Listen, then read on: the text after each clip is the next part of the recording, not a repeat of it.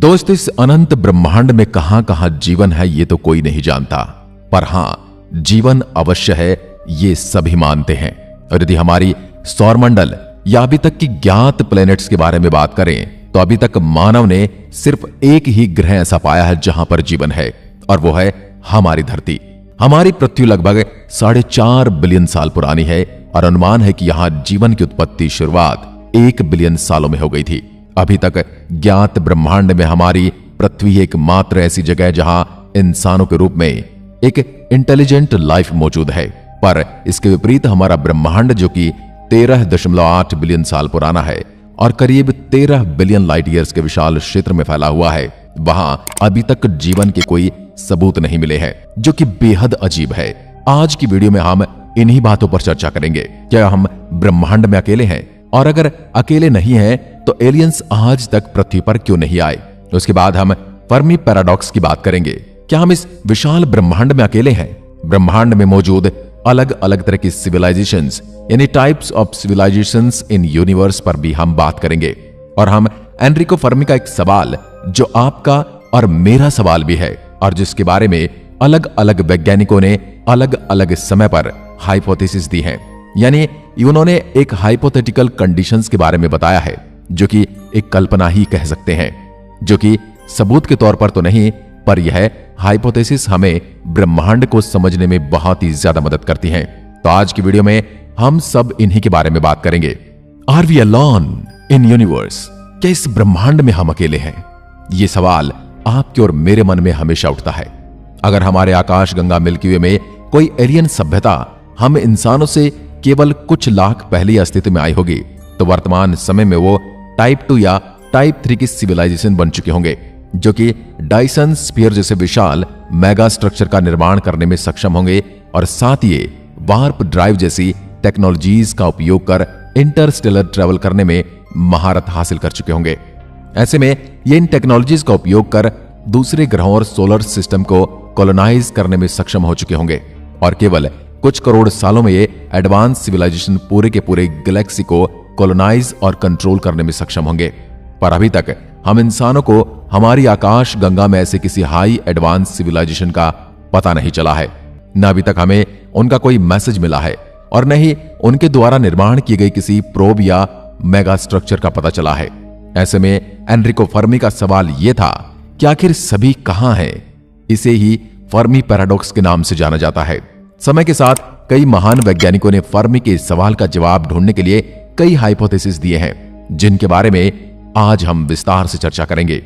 आप देख रहे हैं गैलेक्सी का रहस्य, और ऐसी ही वीडियोस के लिए चैनल को सब्सक्राइब जरूर करें, साथ ही दबाएं बेल आइकन भी। ब्रह्मांड में मौजूद अलग अलग तरह की सिविलाइजेशंस। हम ब्रह्मांड में मौजूद इंटेलिजेंट लाइफ को 3 कैटेगरीज में बांट सकते हैं। टाइप 1 सिविलाइजेशन, जिसमें पहला है टिपिकल सिविलाइजेशन। यह सिविलाइजेशन अपने ग्रह पर मौजूद सारी एनर्जी को एक्सेस और हार्नेस करने में सक्षम होगा। वर्तमान समय में हम इंसान इस स्केल में 0.73 पर हैं और हम आने वाले कुछ सैकड़ों सालों में टाइप 1 सिविलाइजेशन बन जाएंगे। टाइप 2 सिविलाइजेशन, यह सिविलाइजेशन अपने तारे से निकलने वाली सारी एनर्जी को हार्नेस करने और अपने पूरे सोलर सिस्टम को कंट्रोल करने में सक्षम होंगे। ये एडवांस स्पीसीज अपने तारे की एनर्जी को हार्नेस करने के लिए डायसन स्फीयर और डायसन रिंग जैसे विशाल एलियन मेगा स्ट्रक्चर का निर्माण करेंगे। उसके बाद आता है टाइप 3 सिविलाइजेशन। यह सिविलाइजेशन अपने पूरे गैलेक्सी को कंट्रोल करने में सक्षम होगा। यह न सिर्फ अपनी पूरी आकाश गंगा की एनर्जी को हार्नेस कर सकेंगे, साथ ही पूरे के पूरे गैलेक्सी को कॉलोनाइज करने में सक्षम होंगे। टाइप 3 सिविलाइजेशन हम इंसानों के लिए किसी गोल्ड लाइक एंटिटी से कम नहीं होगी।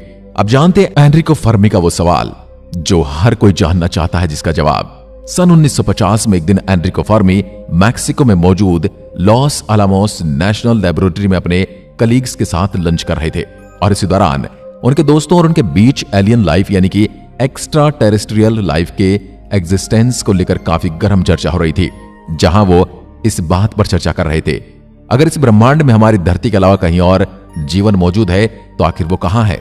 उनका तर्क था कि हमारी यह विशाल आकाश गंगा, जो करीब 1 लाख लाइट ईयर के विशाल क्षेत्र में फैला हुआ है, यहां कई बिलियन स्टार्स मौजूद हैं और उनका चक्कर हमारी धरती की तरह ही कई ट्रिलियन प्लैनेट्स लगा रहे हैं।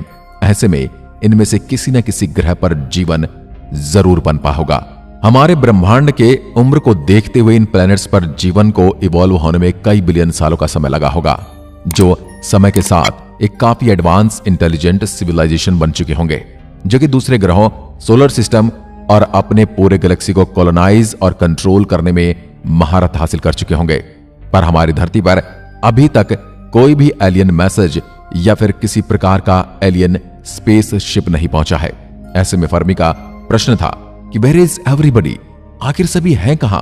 समय के साथ कई महान वैज्ञानिकों ने फर्मी के इस प्रश्न का जवाब ढूंढने की कोशिश की, जिसके अंतर्गत उन्होंने कई तरह के हाइपोथेसिस यानी अजम्पशंस दिए, जो कि फर्मी के प्रश्न का जवाब हो सकते हैं।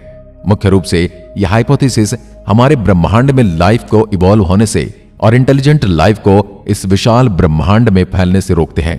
ऐसे में आज हम ऐसे कुछ मजेदार, रोचक और अविश्वसनीय चीजों के बारे में जानेंगे। Great filter hypothesis. इस हाइपोथेसिस के अनुसार हमारे इस विशाल ब्रह्मांड में एक तरह का ग्रेट फिलर मौजूद है, जिसकी वजह से लाइफ फॉर्म्स एक इंटेलिजेंट स्पीसीज बनने से पहले ही कुछ न कुछ कारणवश एक्सटिंक्ट हो जाते हैं। इसी कारण हमारे ब्रह्मांड में कई ऐसे प्लैनेट मौजूद हैं जो कि अपने तारे के हैबिटेबल जोन में मौजूद हैं, जो कि किसी प्रकार के जीवन के पनपने के लिए अनुकूल है। यहां जीवन पनपता है, पर किसी कारण से आए विशाल मास एक्सटिंक्शंस की वजह से उस प्लैनेट पर जीवन का अंत हो जाता है। इन मास एक्सटिंक्शंस का कारण climate change, gamma burst, asteroid impact, volcanoes या आइस एज हो सकते हैं। यह मास एक्सटिंक्शन या तो जीवन की शुरुआत यानी माइक्रोबायल फेज में हो जाता है, या फिर इंटेलिजेंट स्पीसीज बनने से पहले, जो कि आखिरकार इस लाइफ फॉर्म को हम इंसानों की तरह इंटेलिजेंट स्पीसीज बनने से रोक देता है। उदाहरण के लिए हमारी धरती के केवल 500 मिलियन सालों के इतिहास में 5 बार भयानक मास एक्सटिंक्शन आ चुका है, जिसने उस समय मौजूद 70 से 90% जीवों और पेड़ पौधों की प्रजाति को विलुप्त कर दिया था। ऐसे में हम इंसान बेहद ही खुशनसीब हैं, हमारे इवोल्यूशन के बाद अभी तक कोई भयानक मास एक्सटिंक्शन नहीं आया है। Rare earth hypothesis. इस हाइपोथेसिस के अनुसार हमारे इस विशाल ब्रह्मांड में हमारी पृथ्वी की तरह हैबिटेबल प्लैनेट्स बहुत रेयर हैं और केवल कुछ गिने चुने प्लैनेट्स पर ही धरती की तरह जीवन पनप पाता है। इसके अनुसार किसी भी ग्रह पर जीवन के पनपने के लिए 3 मुख्य इंग्रेडिएंट्स का होना बहुत जरूरी है, जो कि लिक्विड वाटर, एनर्जी और ऑर्गेनिक मॉलिक्यूल्स। हैबिटेबल जोन में मौजूद प्लैनेट्स पर लिक्विड वाटर और पर्याप्त रूप में एनर्जी मौजूद होती है, जो कि जीवन के पनपने के लिए काफी महत्वपूर्ण होते हैं। पर इन 3 इंग्रेडिएंट्स का किसी ग्रह पर मौजूद होना भी लाइफ की गारंटी नहीं होता। कई और ऐसे फैक्टर्स हैं जो कि जीवन के इवोल्यूशन को इफेक्ट करते हैं, जो कि उस प्लैनेट के तारे की stability, gamma rays burst, gravity, atmosphere, planetary collisions आदि। उदाहरण के लिए वीनस और मार्स को लेते हैं। ये दोनों ग्रह हमारे तारे के हैबिटेबल जोन के आउटर और इनर रीजन में मौजूद हैं। यहां इस थ्योरी के अनुसार किसी न किसी प्रकार का जीवन जरूर मौजूद होना चाहिए। पर वीनस ग्रह एक लिविंग हेल है, जहां बेहद थिक एटमॉस्फेयर मौजूद है, जो कि हमारे सौरमंडल का सबसे गर्म ग्रह है। वहीं मार्स ग्रह पर कोई एटमॉस्फेयर ही मौजूद नहीं है और यहां का टेम्परेचर -डिग्री में चला जाता है। Aestivation hypothesis. इस हाइपोथेसिस के अनुसार हमारे इस विशाल ब्रह्मांड में जीवन हमारी धरती से भी कई बिलियन सालों पहले पनप चुका है और हाईली एडवांस एलियंस का अस्तित्व मौजूद है। पर वर्तमान समय में वो एक तरह के हिब्रेनेशन या रेस्टिंग कंडीशन में मौजूद है। इसके अनुसार हमारे ब्रह्मांड की उम्र करीब 13.8 बिलियन ईयर्स है और हमारी धरती पर जीवन केवल 4 बिलियन साल पुराना है। ऐसे में हमारी धरती से पहले इन 10 बिलियन सालों के दौरान कहीं न कहीं जीवन जरूर पनपा होगा। यह सभ्यता हमारे यूनिवर्स के काफी अर्ली स्टेज में पनपा होगा, जहां गैलेक्सीज अपना रूप ले रही थी। ऐसे में यहाँ इंटेलिजेंट सभ्यता हमारे धरती पर मौजूद जीवन से कहीं ज्यादा एडवांस होगा, जो कि हमारे सोलर सिस्टम को कंट्रोल करने और गैलेक्सीज को कॉलोनाइज करने में सक्षम होंगे। पर धरती पर मौजूद इंसान की तरह ही यूनिवर्स के अर्ली स्टेज में इवॉल्व हुआ यह सिविलाइजेशन इस विशाल ब्रह्मांड में बेहद ही अकेला होगा, जहां उनसे बात करने वाला कोई मौजूद नहीं होगा, या शायद वो हमारे यूनिवर्स के एक सही कंडीशन में आने के इंतजार के एक तरह से डीप स्लीप या कहें लंबे हिब्रेनेशन में चले गए होंगे। और जब कंडीशंस उनके अनुकूल होगा, उनसे बात करने लायक सभ्यताएं ब्रह्मांड में पनप चुकी होंगी, तब वो अपने इस डीप स्लीप से उठेंगे। बरसर्कर हाइपोथेसिस। इस हाइपोथेसिस के अनुसार हमारे इस विशाल ब्रह्मांड में धरती से परे कई ग्रहों पर जीवन पनपा था, पर सेल्फ रेप्लिकेटिंग किलर रोबोट्स ने इन एडवांस स्पीसीज का खात्मा कर दिया। इसके अनुसार हमारे ब्रह्मांड की उम्र को देखते हुए हमारी आकाश गंगा मिल्की वे में कई सैकड़ों ग्रह पर इंटेलिजेंट लाइफ इवॉल्व हुए होंगे। पर हो सकता है एक काफी इंटेलिजेंट सभ्यता ने अपने काम के लिए एक artificially intelligent self replicating robot का निर्माण किया हो, पर समय के साथ ये रोबोट उनके कंट्रोल से बाहर हो गए हों और उन्होंने इस प्रजाति का अंत कर दिया हो, और तभी से ये सेल्फ रेप्लिकेटिंग किलिंग रोबोट्स पूरे आकाश गंगा में फैल गए हों, जहां वो एक एक करके हर ग्रह पर मौजूद जीवन का सफाया कर रहे हों, और जिसकी वजह से कोई भी लाइफ फॉर्म इंटेलिजेंट लाइफ बनने से पहले ही खत्म हो जाता है। धरती पर भी मौजूद कई वैज्ञानिक भविष्य में आर्टिफिशियल इंटेलिजेंट रोबोट्स का इंसानों के लिए खतरा बनने की संभावना जता चुके हैं। ऐसे में हो सकता है किसी बेहद ही हाईली एडवांस सभ्यता के साथ ऐसा हो चुका हो, जिसकी वजह से दूसरे लाइफ फॉर्म्स का भी अंत हो गया होगा। Planetarium hypothesis. इस हाइपोथेसिस के अनुसार हम इंसान मैट्रिक्स फिल्म के दिखाए गए सिमुलेशन की तरह ही एक तरह के विशाल सिमुलेशन में मौजूद हैं, जिसे एक बेहद ही एडवांस एलियन स्पीसीज रन कर रही है, जिसकी वजह से हम किसी दूसरे एलियन को अभी तक नहीं देख पाए हैं। इसके अनुसार हम इंसानों से पहले कई एडवांस एलियन स्पीसीज मौजूद हैं जो कि इतने एडवांस हो चुके हैं कि हमारे यूनिवर्स के फिजिकल थ्योरीज को भी बदलने की क्षमता रखते हैं। और हम इंसान मैट्रिक्स फिल्म में दिखाए जाने वाले कंप्यूटर सिमुलेशन जैसे किसी सिमुलेशन में मौजूद हैं, जिसे एक बेहद ही हाईली एडवांस स्पीसीज रन कर रही है। इस सिमुलेशन के जरिए यह एडवांस एलियन सभ्यता किसी दूसरे स्पीसीज को बेहद ही एडवांस बनने और उसे दूसरे एलियन स्पीसीज से कांटेक्ट करने से रोकती है, ताकि भविष्य में जाकर वो उनके लिए खतरा न बन जाए। अपने इस सिमुलेशन में वो अपने फिजिक्स मॉडल्स और दूसरे मॉडल्स के जरिए इस सभ्यता के टेक्निकल और स्पेस एडवांसमेंट को काफी स्लो और लिमिटेड कर देते हैं। जू हाइपोथेसिस। इस हाइपोथेसिस के अनुसार हमारे ब्रह्मांड में कई एडवांस सभ्यताएं मौजूद हैं, पर वो बिना किसी इंटरफेस के ह्यूमंस को इवॉल्व होने देने के लिए हमारी धरती से दूरी बनाए हुए हैं। इसके अनुसार अगर हमारे ब्रह्मांड के अर्ली स्टेज में कहीं जीवन पनपा होगा तो वह हमारी धरती पर मौजूद जीवन से कहीं ज्यादा एडवांस होगा, जो कि उनके बाद जन्मे किसी दूसरे स्पीसीज को मॉनिटर करने, कंट्रोल करने और साथ ही मैनिपुलेट करने में सक्षम होगा।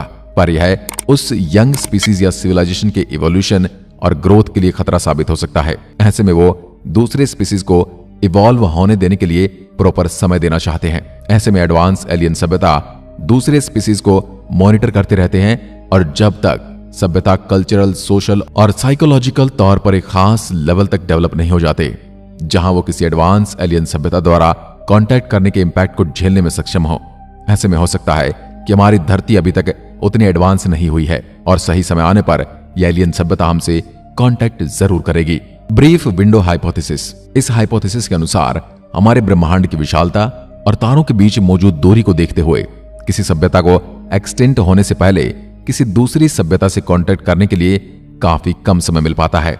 इसके अनुसार हमारा ब्रह्मांड, जो कि लाइफ टाइम और स्पेस के इर्द गिर्द घूमता है, इसमें कई इंटेलिजेंट सभ्यताओं ने जन्म लिया होगा, पर हमारे ब्रह्मांड में कई लिमिटेशंस मौजूद हैं जो कि एक इंटेलिजेंट सभ्यता को दूसरे इंटेलिजेंट सभ्यता से संपर्क करने से रोकती हैं। हो सकता है एक इंटेलिजेंट सभ्यता दूसरे इंटेलिजेंट सभ्यता से संपर्क करने और उनका रिप्लाई पाने के लिए पहले ही एक्सटिंक्ट हो जाते हैं। ऐसे में वह इंटेलिजेंट सभ्यता कभी यह नहीं जान पाएगी कि उनके अलावा इस ब्रह्मांड में कोई दूसरी एडवांस सभ्यता मौजूद है या नहीं। यानी दोनों के कालखंड अलग अलग होंगे। जब एक सभ्यता पनप रही होगी तो दूसरी विनाश की ओर बढ़ रही होगी, और ऐसे में वो कभी लेवल आता ही नहीं है जब दोनों सभ्यता एक जैसी हों और दोनों एक दूसरे से कांटेक्ट कर सकते हों। उदाहरण के लिए अगर हम इंसान आज ही कुछ हजार लाइट ईयर दूर मौजूद इंटेलिजेंट सभ्यता से संपर्क करने की कोशिश करते हैं, ऐसे में अगर हमारा मैसेज सिग्नल लाइट की स्पीड से भी ट्रेवल करता है तो उसे उस सभ्यता तक पहुंचने में 1000 साल का समय लग जाएगा, और उस सभ्यता से हमारे पृथ्वी तक उनका रिप्लाई मैसेज सिग्नल पहुंचने में कुल 2000 सालों का समय।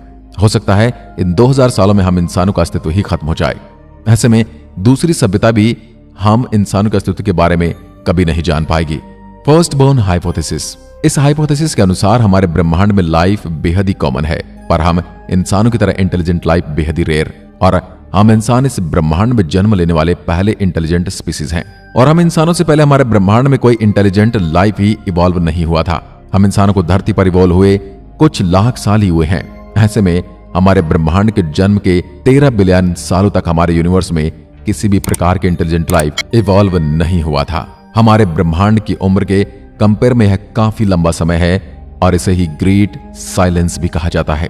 यानी कि हम इंसान इस विशाल ब्रह्मांड में मौजूद इकलौते इंटेलिजेंट स्पीसीज हैं। ऐसे में हम इंसानों के पास इस विशाल ब्रह्मांड में इंटेलिजेंट लाइफ को फैलाने और दूसरे प्लैनेट्स, सोलर सिस्टम और उसके बाद दूसरे गैलेक्सीज को भी कॉलोनाइज करने का एक बेहद ही सुनहरा मौका मौजूद है। हो सकता है कि उस समय तक कोई और इंटेलिजेंट स्पीसीज भी अस्तित्व में आ जाए। तो क्या इस विशाल ब्रह्मांड में हम अकेले हैं?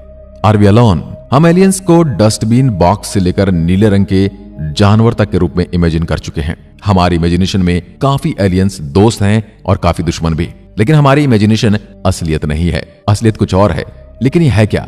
पहली असलियत ये कि हाँ, वो एग्जिस्ट करते हैं। फर्मी ने कहा था कि आंख बंद करके अगर आप कहते हैं कि अंधेरा है तो आप खुद को धोखा दे रहे हैं। वो एग्जिस्ट करते हैं, लेकिन उनके और हमारे बीच बहुत दूरी है। ये दूरी केवल लाइट ईयर ही नहीं बल्कि टेक्नोलॉजी की भी है। जरा सोचिए, क्या आप मोबाइल का यूज कर किसी चिट्ठी भेजने वाले व्यक्ति से बात कर सकते हैं? ये पॉसिबल नहीं है। मोबाइल और लेटर्स कम्युनिकेशन के दो अलग अलग मीडियम हैं, और यह भी हो सकता है कि हमारा मोबाइल उनके किसी और मीडियम से ज्यादा स्ट्रॉन्ग ना हो। लेकिन सच तो यह है कि जब तक मीडियम सेम नहीं होगा, हम उन्हें नहीं ट्रेस कर सकते, न वो हमें ट्रेस कर सकते हैं। हमारे और उनके पास मीडियम एक जैसा हो तभी हमारी बात हो सकती है। ये एक भाषा की तरह है, लेकिन क्या पता आज से 1000-100 साल बाद हमारे पास वो मीडियम होगा।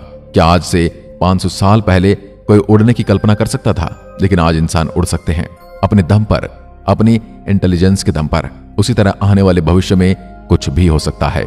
हम डायनासोर की तरह सिर्फ इतिहास का पन्ना बनकर भी रह सकते हैं, और यह भी हो सकता है कि हम ये जान लें कि हम दुनिया में एग्जिस्ट करने वाले इकलौते इंटेलिजेंट स्पीसीज हैं। भविष्य में हमें बस फर्मी के सवाल का जवाब ढूंढना है, आखिर वो कहां है, इस उम्मीद के साथ कि हां वो हैं। आज की वीडियो में बस इतना ही। वीडियो को अंत तक देखने के लिए आपका बहुत बहुत धन्यवाद। जय हिंद, जय भारत।